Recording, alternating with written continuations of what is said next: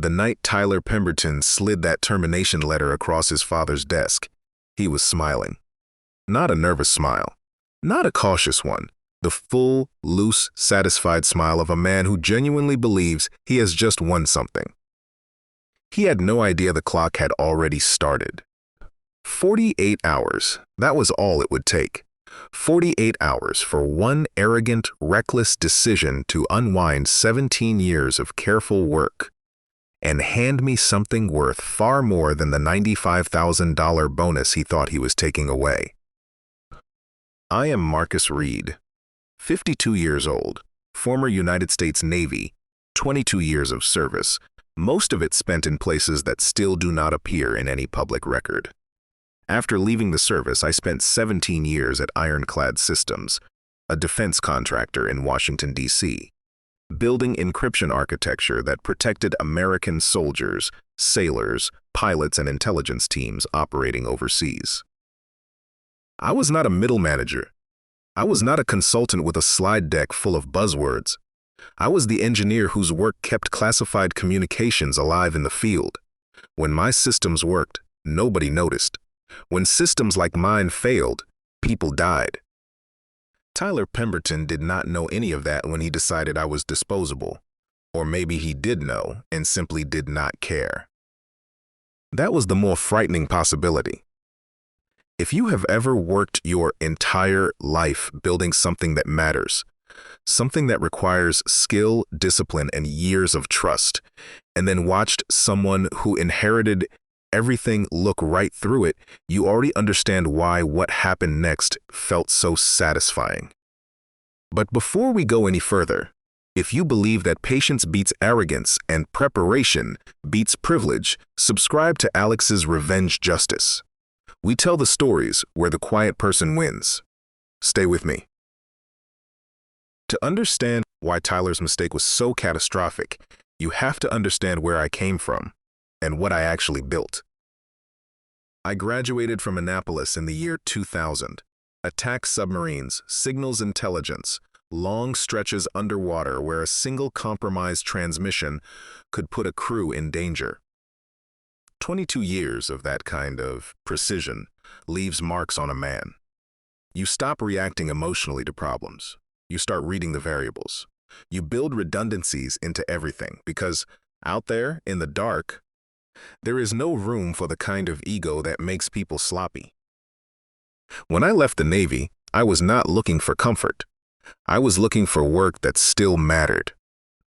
Ironclad Systems was barely more than 12 engineers in a converted warehouse when I walked through the door. The man who recruited me was Admiral Benjamin Cross, retired, one of the sharpest minds I had ever worked under. Cross understood what good encryption meant in the real world. Not theoretical, not academic, operational. The kind of protection that keeps drone communications secure over hostile territory. The kind that shields submarine fleet coordination from adversarial interception. The kind that covers intelligence channels when the people using them cannot afford a single failure. Over 17 years, I helped build Ironclad into something the Pentagon trusted. Our work was invisible when it succeeded. That was the point. Then Richard Pemberton's son got promoted and decided the future of the company was his to reshape. I noticed Tyler the moment he arrived. He was 28, Stanford MBA, no military background, no field experience, and the particular kind of confidence that develops in men who have never truly failed at anything expensive. He walked through the office the way people walk through space that already belongs to them, before the paperwork is even finished. I told myself it was not my problem. I was wrong.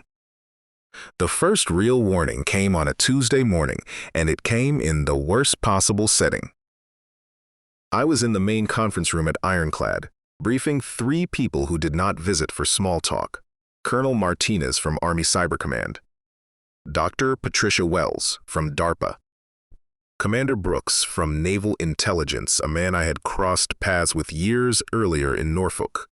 Between them, they represented a defense contract worth $350 million. Every word I said in that room carried weight. Every technical detail could either deepen the trust Ironclad had spent years building or chip away at it in a way that no press release could fix. I was about 20 minutes into the briefing when the conference room door flew open. No knock, no pause, no awareness of the room. Tyler walked in wearing a suit that probably cost more than some of our junior analysts made in a month. He did not look at the Pentagon officials. He barely looked at me. He just announced, loudly, that his father needed to wrap this up because he had real business to discuss. The room went still. Colonel Martinez slowly set down his pen. Dr. Wells stopped mid-sentence. Commander Brooks did that thing that Navy men do when they have already decided someone is a liability. His expression went flat and calm, which is far more dangerous than anger. I kept my voice level. I suggested we could reschedule for the following morning. The Pentagon officials agreed politely and filed out. Nobody said anything about what had just happened. They did not need to. Everyone in that hallway understood what Tyler's entrance had communicated, that the man who would be running this company did not consider the people holding its future worth basic courtesy. After they left, Tyler dropped into the chair at the head of the table like he had just accomplished something. He straightened his cufflinks. He looked at me with that lazy, inherited smirk. Then he told me his father wanted to see me, now. I did not rush. I gathered my files, closed my laptop, and walked out of that room the way I walked out of every difficult space in 22 years of service. Back straight, expression neutral, pulse steady. In the Navy, you learn something critical about power. Real authority does not announce itself. It does not need to interrupt. The men who carried the most weight in the most dangerous rooms I ever sat in were usually the quietest ones. Tyler had never learned that. He probably never had to. Richard Pemberton's corner office sat at the end of the executive floor. When I stepped inside, Richard looked like a man who had not slept well in several days. There was exhaustion behind his eyes, the specific exhaustion of a father who has watched his son make a decision he cannot fully undo and chosen to stand behind it anyway. Tyler positioned himself near the window. I noticed he kept shifting his weight. He wanted something from this moment. He wanted a reaction he could carry with him afterward. Richard did not waste time with preamble. He said there were organizational changes being made. That was the language. Carefully chosen, designed to make a calculated move sound like routine administration. Tyler stepped forward before his father could continue. Effective immediately, he said, sliding a folder across the desk. My employment with Ironclad Systems was terminated. I looked at the letter. Clean formatting. Legal language. Severance terms, access revoked, final paycheck pending. And there was the date. 48 hours before my $95,000 performance bonus was scheduled to process. That was the entire play. Fire the aging engineer right before the bonus hits the account. Save the company money. Make a tough-looking decision the board could admire. Give Tyler a story to tell at the next executive dinner about how he had streamlined operations before the Patterson merger closed. He was watching me with the focused attention of someone who expects a scene. Maybe he wanted anger. Maybe he wanted threats, pleas, a speech about 17 years of loyalty thrown into a cardboard box. Something he could describe later as unstable behavior. Something that would retroactively justify what he had just done. I picked up the pen, signed the letter, closed the folder, stood up. Tyler blinked. The satisfaction on his face flickered for just a second, not enough to mean anything to someone who was not watching carefully. But I was always watching carefully. He said, "That is it? No speech?" I looked at him for a long moment. Then I said, "Good luck with the Patterson merger, son." And I walked out. Because Tyler Pemberton had just made a mistake so complete, so perfectly constructed in its own arrogance, that the only appropriate response was to let the contract finish the conversation for me. 48 hours, that was all I needed. The HR escort to the parking lot felt almost ceremonial. 17 years of work compressed into a cardboard box, a few coffee mugs, some challenge coins, notebooks, a framed photo of my daughter Angela at her Georgetown High School graduation. The building I had helped build from the ground up was treating me like a security risk to be removed before lunch. Tyler was probably already back at his desk, feeling satisfied. He had no idea my phone was already buzzing before I reached my truck. Rico Rodriguez called first. Rico worked at Northrop and had contacts at half the defense contractors in the D.C. corridor. Word was already moving through the network that Tyler Pemberton had fired Marcus Reed 2 days before the Patterson deal closed. Then Tom Bradley called from his consulting firm. Before I had driven 10 miles, 3 major contractors had reached out to ask whether my clearance was still active and whether I was available for project work. That was Tyler's first mistake, and it was not the firing itself. It was the assumption that nobody else knew what I was worth. In Washington's defense community, reputation moves faster than official communications.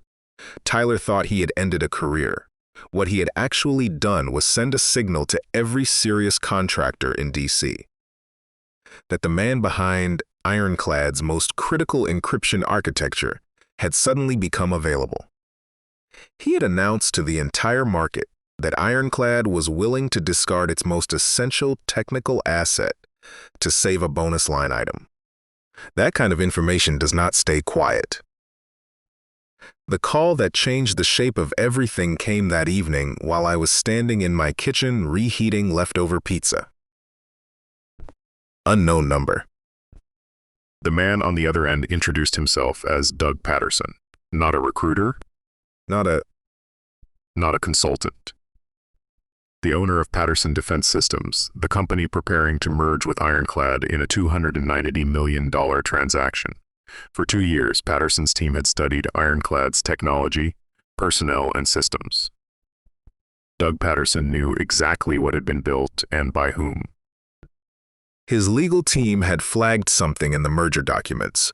My name appeared in the personnel continuity clause. According to the agreement, if I was not employed by Ironclad at closing, Patterson had the right to walk away from the deal entirely. I sat down at my kitchen table. The countdown timer on my laptop glowed softly. 47 hours, 23 minutes, 14 seconds. Doug asked me directly whether I was still employed by Ironclad. I told him no, as of 4 o'clock that afternoon. The silence on the line had a particular quality. The silence of a man recalculating the cost of someone else's carelessness. He asked whether they understood what they had done. I told him I doubted it. Tyler did not read contracts. He read executive summaries. Doug exhaled once, slowly. Then he asked what it would take to bring me over to Patterson directly. I told him to give me a day or two, that the conversation might become considerably more interesting very soon. When I set the phone down, I did not celebrate. In the Navy, you learn never to call a mission complete before the debrief. But for the first time since Tyler had slid that folder across his father's desk, I could see the shape of the battlefield clearly. He had moved first, but he had moved blind. By the following morning, Ironclad's comm had begun to develop cracks. I finished my 5-mile run through Arlington, past the memorials, past the rows of white stones that reminded me every morning why precision mattered. When I got back to my apartment, my phone was loaded with alerts. The stock had opened down 8% on merger uncertainty. A financial analyst had learned about unexpected personnel changes and started asking questions that made executives sweat. Tyler called 3 times before 9 in the morning. When I finally answered, the swagger in his voice had been replaced by something more careful. He said, "There seemed to be some confusion about my termination." Confusion. I had heard that word used that way before, by men who had made expensive errors and needed to give the errors a softer name. He said, "Patterson's lawyers were asking questions. Something about a personnel clause. Something about my role in the technology transfer." I told him Section 12, Subsection 4, Personnel Continuity Requirements. The silence that followed was the most satisfying pause in my professional life. He asked if I knew about that. I told him I had helped write it. I heard him breathe. I heard the precise moment when a 28-year-old man who had never truly failed at anything expensive began to understand the weight of what he had done. He pivoted immediately. Reinstatement, back pay, a retention bonus, whatever it took. I told him I was not coming back. He said, his voice sharpening with something close to disbelief, that this was my life's work. I said no. It had been my life's work. Now it was just a company where arrogant people made expensive decisions. Then I hung up. Because Tyler still believed this was a negotiation about returning to the building. He had not yet understood that the real clock was not about personnel. It was about something he had never bothered to read. But that was not the moment that made it personal. That came when I called Angela. She picked up on the second ring, that particular college student tone of someone trying to sound more together than they feel. She asked how work was. I'd looked at the termination letter on my kitchen table. I told her I did not work there anymore. The silence from her was completely different from the silences in boardrooms. It was the silence of a daughter, processing the news that her father's stability had just been deliberately removed. She asked what happened. I kept the explanation simple. I left out the contract clause because I did not want to promise her anything before the countdown finished. Then she asked about tuition. That was when Tyler's maneuver stopped being a business problem. That $95,000 bonus was not an abstract figure on a compensation sheet. It was Angela's spring semester at Georgetown. It was the last clean payment on my divorce settlement with her mother. It was the margin that separates stability from pressure, the breathing room that 17 years of work had earned. Tyler had not just reached into my finances. He had reached into my daughter's future and treated it as a budget line. I told her not to worry. I told her I had it handled. She asked if I was sure, and I said yes. Then I said something I had not said enough in the years, when deployments and late nights and the relentless demands of classified work had pulled me away from the things that should have come first. I told her I was proud of her, not just the grades. The way she had navigated the divorce, the years I was not home enough, the particular difficulty of growing up with a father whose work could never be fully explained. She had turned out better than I deserved. She said I had taught her integrity. After I set the phone down, I sat in the dark for a while, watching the timer count down. 40 hours left. And now it was not just professional. The next morning brought a sedan parked outside my building before I had finished my run. Richard Pemberton sat in the back seat looking like a man who had aged several years in 48 hours. He asked for 5 minutes. I got in. Whatever I thought of how things had unfolded, Richard had always been fair to me. He was former Army. He understood that trust between institutions was not a commodity you could replace at the next board meeting. He knew what it had taken to build what we had built. He said Tyler had made a mistake, a catastrophic one, possibly career-ending, possibly company-ending. At least he was honest about it. Then he told me what I already understood. Ironclad employed 400 people, engineers, technicians, support staff, people with mortgages and families and kids in school, They had not done anything wrong. They were not responsible for Tyler's decision, and whatever happened in the next 24 hours would land on all of them equally. That was the hardest part, not the legal mechanics, not the money. The 400 people who showed up every morning and did their work and had nothing to do with the arrogance at the top. Richard asked me to come back. He said to name my terms. He said Tyler would be reassigned permanently. I checked my watch. 6 hours and 14 minutes. I told Richard that in 6 hours, this conversation was going to matter very differently. I told him to pull out my employment agreement from 2014 and read Section 9 carefully. The color left his face in a way that told me he had not known either. Tyler had fired me without understanding what he was triggering, and Richard had allowed it without reading the clause that governed it. I opened the car door. I left him reaching for his phone. 4 hours later, Ironclad's general counsel called. Sandra Kim was exactly what you expect from a corporate attorney operating in crisis mode. Smooth, controlled, and very careful with every word. She confirmed what her team had found. The performance bonus was scheduled to process in approximately 2 hours. According to Section 9, once that payment cleared, all intellectual property rights connected to Ironclad's core encryption suite would transfer to me personally. She asked if I was willing to negotiate. I asked whether Tyler would still be in management. A pause. She said his role could be addressed. I said no. Tyler's role should have been addressed years ago. I ended the call. Because by that point, there was nothing left to negotiate. The contract was going to speak in 2 hours, and it was going to say exactly what Admiral Benjamin Cross had designed it to say. The afternoon he sat me down on his back deck with a bottle of bourbon and explained what real protection looked like. I thought about that afternoon often in the last hours of the countdown.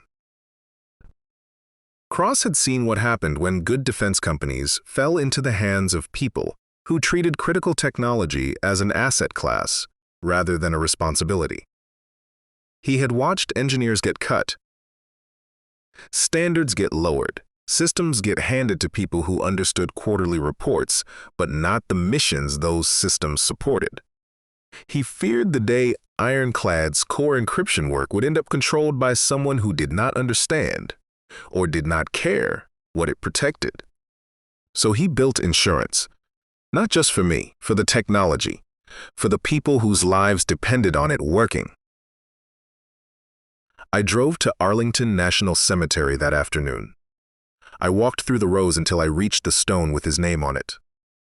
The sun was low over the Potomac. A groundskeeper was working somewhere in the distance, the only sound in a space that had learned to hold silence gracefully. I stood there with my hands in my pockets and said quietly, "Admiral, I think your insurance policy is about to pay off." At 4:47 that afternoon, the countdown reached 0. I was sitting at my kitchen table, laptop open, a glass of Woodford Reserve untouched beside me. For 48 hours, Tyler had thought he was fighting to preserve a budget line. Richard had been fighting to save a merger. Sandra Kim had been fighting to contain a crisis. The contract did not care about any of that. The automated system chimed. Transfer complete. All rights to encryption suite v4.2 and all associated technologies now held by Marcus Reed, individual proprietor. For a moment, I simply looked at the screen. Tyler had tried to deny me $95,000. He had handed me intellectual property worth approximately $50 million. My phone rang within minutes. Doug Patterson did not bother with preamble. His legal team had confirmed the transfer. He told me he had spent 2 years planning a merger with Ironclad, but that he could now deal directly with the man who had actually built what he wanted to buy. That was when I picked up the glass. Not to celebrate Tyler's collapse. to honor the man who had understood patience well enough to write it into a contract and wait 17 years for it to matter. The following morning, Tyler finally learned what had happened. Not from me, from the board, from the lawyers, from his father's expression when security escorted him out of the executive suite in front of the staff he had spent years overlooking. He left 3 voicemails that day. The first one was angry, controlled anger, the kind that still thinks it has leverage. The second one was different, faster. The sentences did not finish cleanly. The third one barely sounded like the man who had smiled across his father's desk 48 hours earlier. He said he was sorry. He said his father was going to lose everything. He said the board was blaming him, and Patterson would not return their calls. He said we could still fix it. But that was always the pattern with men like Tyler. They wanted to fix things after the consequences arrived on their doorstep. The fixing they had declined to do when it was easy. Reading a contract, treating a professional with basic respect, understanding what they did not yet understand before making irreversible decisions. That kind of fixing never seemed to interest them. I did not return the call. That evening, before the news broke fully, I drove to Georgetown. Angela was in the library where I expected her, surrounded by textbooks and highlighters, a cup of coffee that had gone cold beside her laptop. She looked the way students look when they are genuinely working, tired and focused in equal measure, with the particular quality of someone who is choosing difficulty because they believe it leads somewhere worth going. She stood up when she saw me. I held on to the hug a little longer than usual. We walked outside, and I told her what I could. Not the classified architecture of the contract, not every legal layer. Enough for her to understand that the company that had tried to discard me before a bonus had made a mistake they could not reverse. She listened carefully the way she always had. Then she was quiet for a moment. She said, "So Tyler fired you to block a $95,000 bonus and ended up giving you the whole system." I told her that was about right. She stared at me for a second. Then she laughed. Not cruelty in it. Just the pure, disbelieving recognition of something that should not have been possible but was. Then I told her the part that mattered more than the outcome. I told her that people would underestimate her in life. That they would try to make her feel small, replaceable, lucky just to be in the room. When that happened, I said, do not waste your energy proving them wrong with anger. Build your value. Know your work. Prepare quietly. Then let the truth speak louder than your emotions ever could.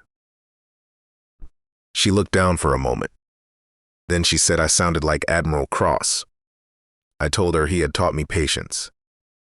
And standing there under the Georgetown lights on a cool evening in late autumn, I realized the money was not the real victory.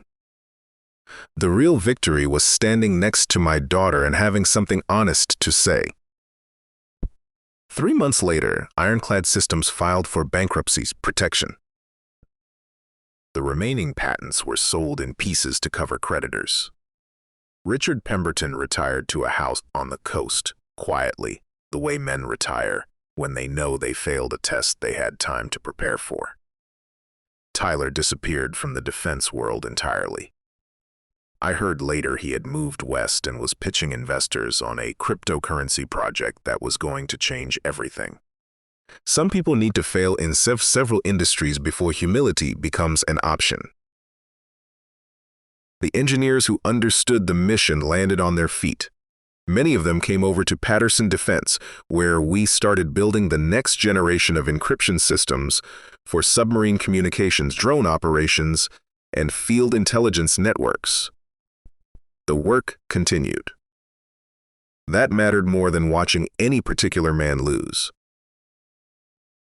Angela graduated summa cum laude the following spring. She started law school at Georgetown, focusing on international trade and defense policy. She still tells people her father taught her the most important lesson she ever learned. Never confuse being underestimated with being powerless. Before I finish this story, I want to say one thing about Admiral Cross. He did not build that clause because he was bitter or fearful or playing some long game for personal advantage. He built it because he understood that technology built to protect lives deserved protection itself. That the people who actually do the work, the ones who build the systems, carry the risk, bear the weight of getting it right, deserve more than a signature on a termination letter from someone who never read the contract. His insurance policy worked exactly as designed, not as a weapon, as a shield. As for the $95,000 bonus Tyler tried to keep from me, it processed on schedule, exactly when the contract said it would. Because contract law does not care about ego. It does not care about family names or expensive suits, or the polished confidence of men who have never faced consequences they could not buy their way around. It only cares about what was written, signed, and forgotten by the wrong person. I keep a timer on my computer now. It no longer counts down. It counts up. Every second is a reminder that panic loses to patience, politics loses to preparation, and sometimes the person everyone dismissed is the one who read every word of the agreement. Everyone else was too arrogant to open. Tyler Pemberton thought he was playing chess. He never realized the board had already been set before he sat down. The lesson I carried from the Navy into every boardroom after that remained the same one I learned in the dark, underwater, where the margin between a correct decision and a catastrophic one was measured in seconds and silence. Never mistake quiet for weakness. Sometimes the man who does not raise his voice is the one waiting for the contract to finish speaking. And sometimes 48 hours is all it takes for the truth to arrive right on schedule. If this story stayed with you, drop a comment below. Would you have stayed silent and let the contract work, or would you have confronted them the moment you saw the termination letter? I want to hear what you would have done. And if you believe that patience beats arrogance, that preparation beats privilege, and that the quiet person in the room sometimes wins everything, subscribe to Alex's Revenge Justice. There are more stories where this one came from. Stories about dignity, preparation, and the kind of justice that does not need to announce itself. I will see you in the next one.